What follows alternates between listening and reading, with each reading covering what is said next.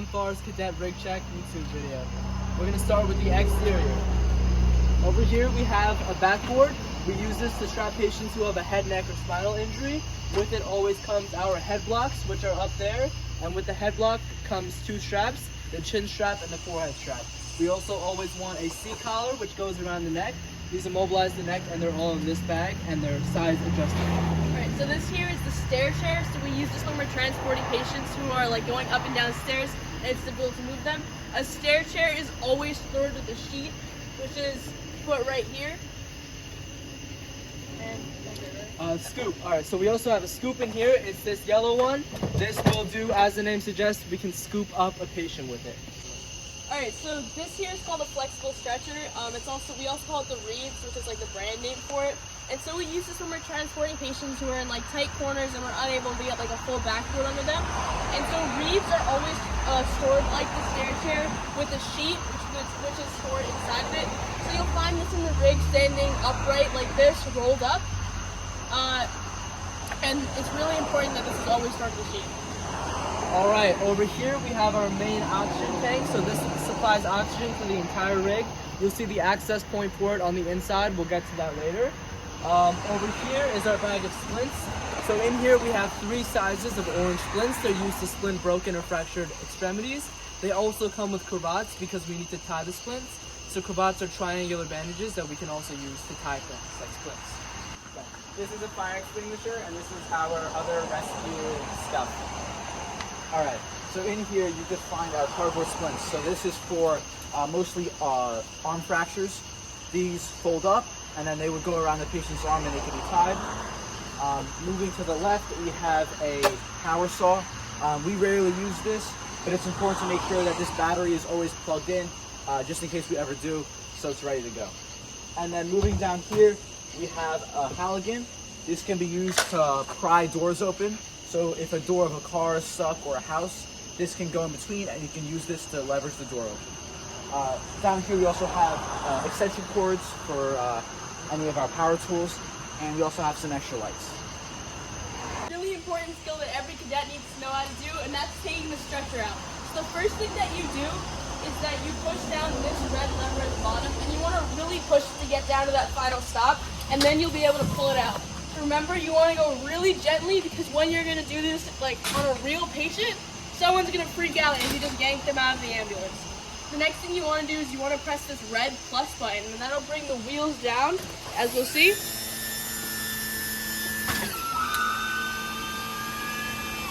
Once the wheels are fully down and that's no longer hooked onto the rig, you want to press this small red button inside here, and that'll turn those green lights yellow, which means that I can pull the cot out.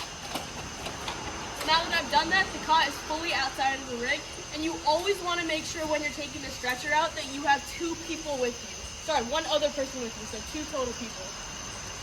So now when I'm putting this back in, I'm going to have someone else helping me guide it until I'm locked in. So I'm going to hear a clicking noise, and those yellow lights are now going to turn back to green.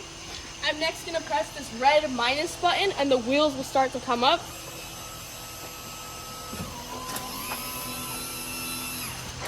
Okay, now that the wheels are fully up, I have to slowly and gently guide the cot back into the rig until it locks back into place. And just a good rule of thumb to always do is just pull on it at the end to make sure it's fully in tight. Compartment, we have sheets, towels, and blankets. A sheet is one just like right here on the cot. There's extras in here on this side. We also have blankets and towels in here as well. Right beneath it, foam blankets. In here is a basin. We use this, this is a basin. Patients vomit in this. We also have bags for vomit and urine disposal.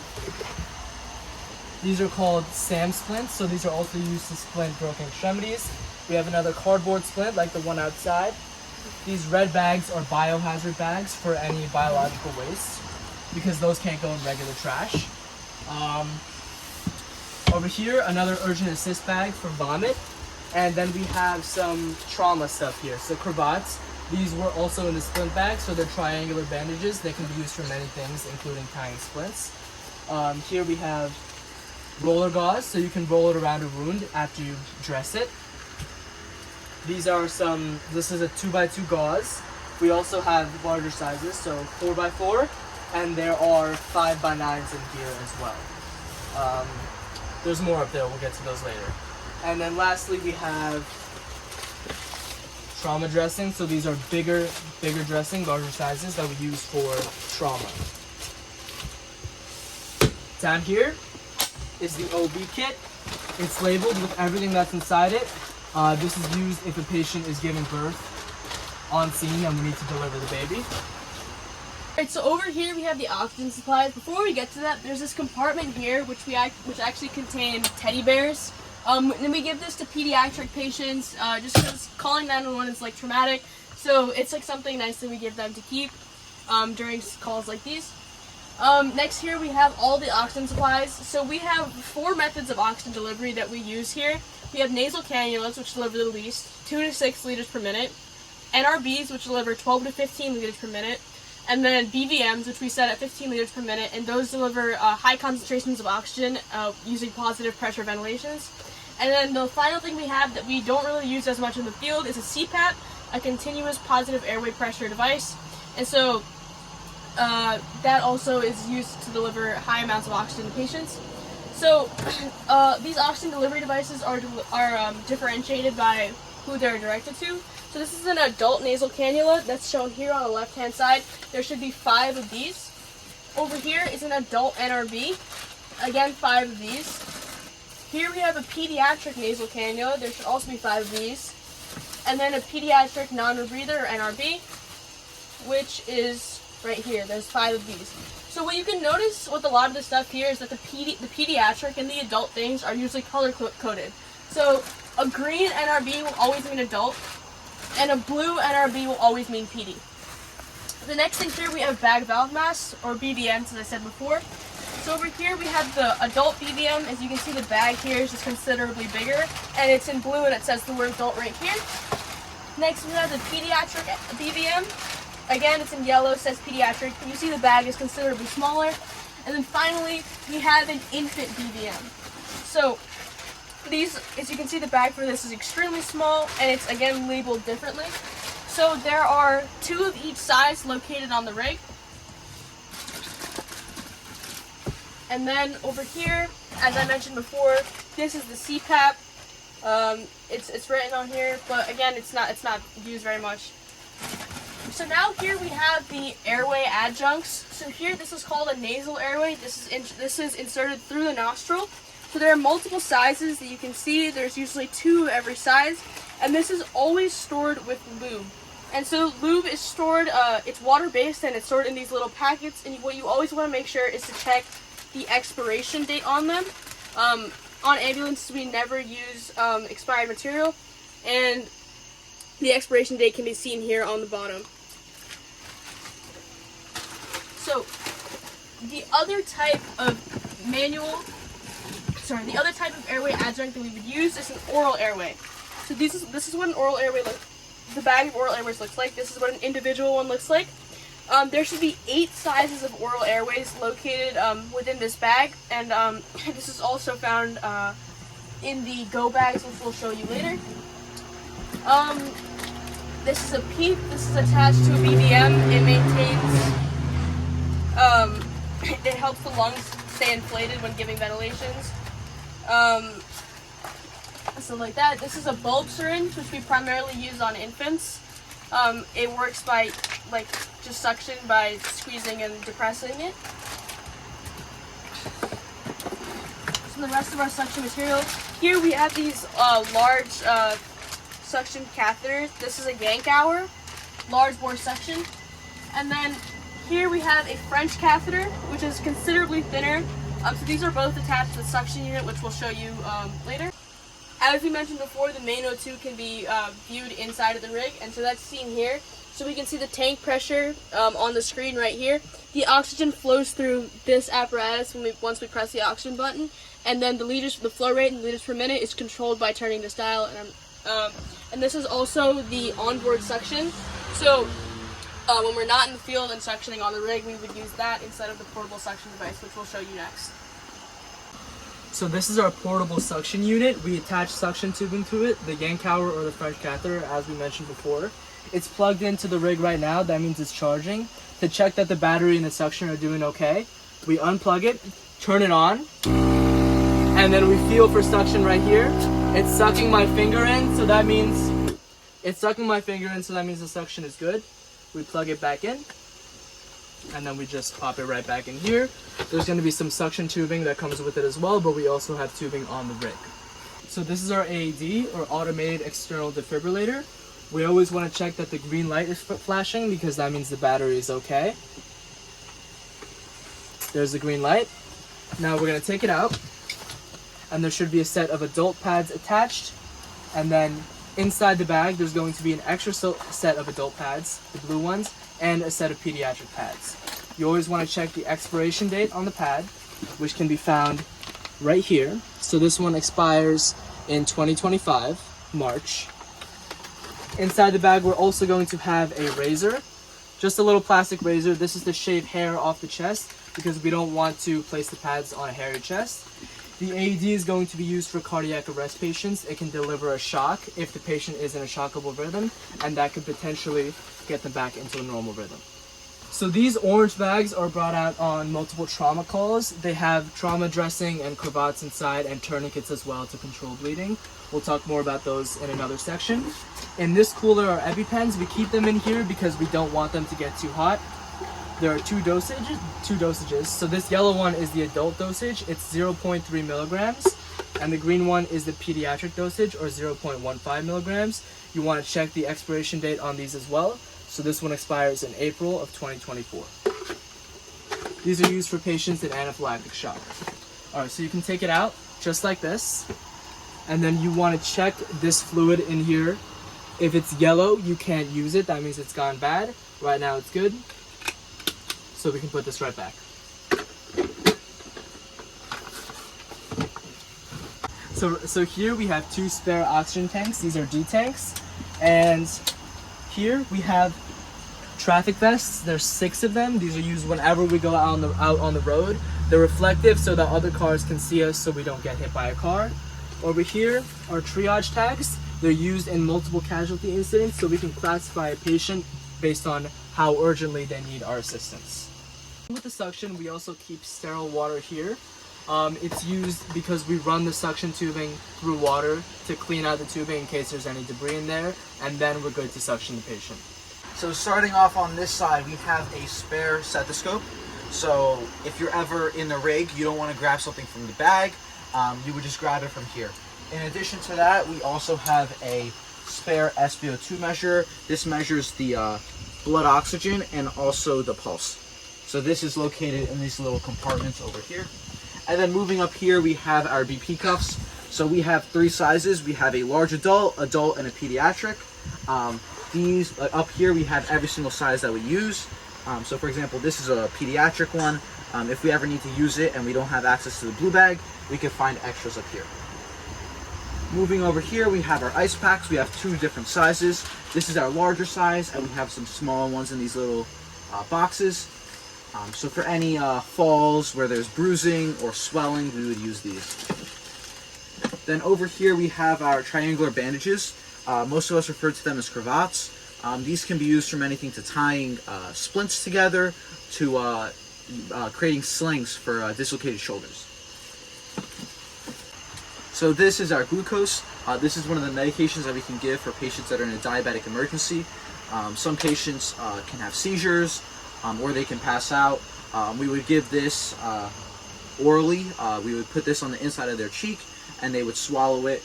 You have to make sure that the patient's conscious when you're giving this, just so they don't choke. And then the expiration date is right on the back here. It's going to say EXP with all the numbers. So for all of these, there's always 3 at least. You want to check the expiration dates for all of them. And then moving right here, these are our pen lights. So this is to check the patient's eyes to make sure that they're equal and reactive. Some of the actives may ask you to give it to them, and a lot of people carry it on their pants, just so they always have it. In here, we also have our ring cutter. So patients that have a ring that's and their finger has swelled up around it and they can't get it off, this tool can be used to cut the ring off. This is aspirin. We administer it to patients with chest pain. The expiration date is right here. Some situations where we wouldn't be able to give this are if the patient is under 18, if they have bleeding disorders, or if they're pregnant. It's located right here. This is called cling or rolling gauze. Any patients that have, for example, like a dog bite on their arm, you could use this to wrap it around to hold constant pressure on any bleeding. We also have different sizes. So, for example, this is a smaller size for smaller cuts or bites or anything like that. And then underneath, we would have something like this. So this is called a 4x4. This is just a small piece of gauze. For patients that have really small cuts, you could fold this up multiple times just to absorb more blood. And it's always important to know that you should never take this off. If you put this on active bleeding, you should always add more on top. So in terms of this, we also have different sizes. So we have these, which are 2x2s, which are just smaller versions of that. But these can just be folded up, so there's not really, you don't really have to worry about that. Then we also have some larger, thicker ones. These are called 5x9s. As you can see, they're a little bit wider, and they can absorb more blood. So these are most used for abdominal bleeding. Any punctures or wounds to the abdomen that are actively bleeding, you could apply this. In addition to that, we have some larger ones. For example, this 10x30. This can also be placed in the abdomen if the bleeding is getting worse. So over here we have tourniquets. So if a patient has excessive bleeding on their arm or leg, you would place this above the bleeding spot and tighten it as much as you can. It'll constrict the arteries and prevent major blood loss further down the limb. It's also important to write down the date and the time. So if you put the tourniquet on at 8 p.m. for example on a call, you want to write that down just so that the hospital knows that, like, the time that you put it on, so that way they can determine if they can save the limb or not. Here we have an occlusive dressing, otherwise known as a chest seal. So any major bleeding not on the limbs, you could place this, and this is going to prevent oxygen from entering the wound, make it easier for the patient to breathe, and also contain any bleeding that is occurring. And right here, we have an Israeli bandage. So what this does is this can go around any limb to keep constant pressure and to prevent major blood loss. This can be used alongside the tourniquet just to control bleeding that will prevent you from bleeding out. And right below that, we have tape. We have multiple types. We have paper-based tape that you can write on. We also have like a plastic synthetic tape. They all do the same job. For some of our rolling gauze, you could use the tape to secure it, or you could just tuck it like around a piece. And then over here, these are all of our burn supplies, so burn sheets. Any victims that are burned on their arms, legs, or body, you could place this on, and this will help the hospital deal with the bleeding. Alright, so on the back of the cot, there's some important things that you should know. So just a general rule of thumb for the rig is that if something's red, that usually means it helps things move. So when I push up on this, I can move the stretcher up into a sitting position. Then I can also move it all the way down to a lying down position. But what's important to note that on the back in these zipper pockets are surgical masks. And so it's important when you check your rig to always make sure that there are masks here. If you have patients with respiratory issues or something like that, you're going to need to put a mask on them before they go into the hospital. Over here we have these purple wipes. There should always be a set of wipes in the rig. You have spare wipes located in this compartment over here alongside spare gloves. And so when you use these wipes, it's really important that you always wear gloves when you use them. And then over here we have an oxygen tank which is connected to the cot, and we'll discuss how to check oxygen and use that later in a different video.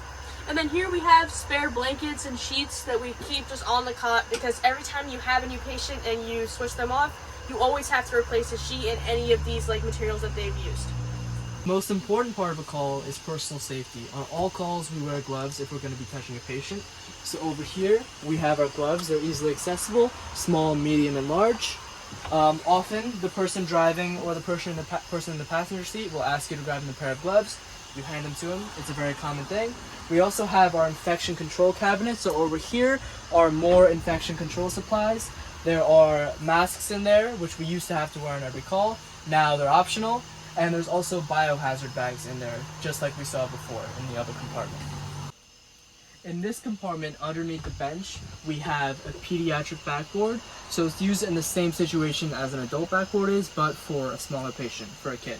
So in here we have our CAD, or the Kendrick extrication device. It's no longer indicated for use, but it used to be used to extract a patient out of a car.